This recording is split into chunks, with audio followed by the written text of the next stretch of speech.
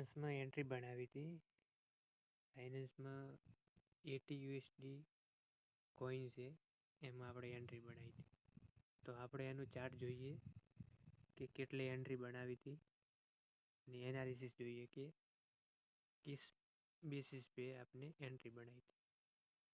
તો જોઈએ તો આપણે એન્ટ્રી બનાવી હતી આટલે કંઈક બનાવી હતી એન્ટ્રી આની આસપાસ. કાલની એન્ટ્રી છે અને અત્યારે આટલે છે. તો આપણે જોઈએ કે આગળ શું થશે. 1-2 દિવસ હોલ્ડ કરીએ શું કહેવા માગે. અત્યારે 100% રિટર્ન મળી રહ્યું. તમે જોઈ શકો 100% રિટર્ન મળી રહ્યું. આપણે હોલ્ડ કરવાનો થાય છે, કાપવાનો થતો નથી. એ થાય જોયું જાય.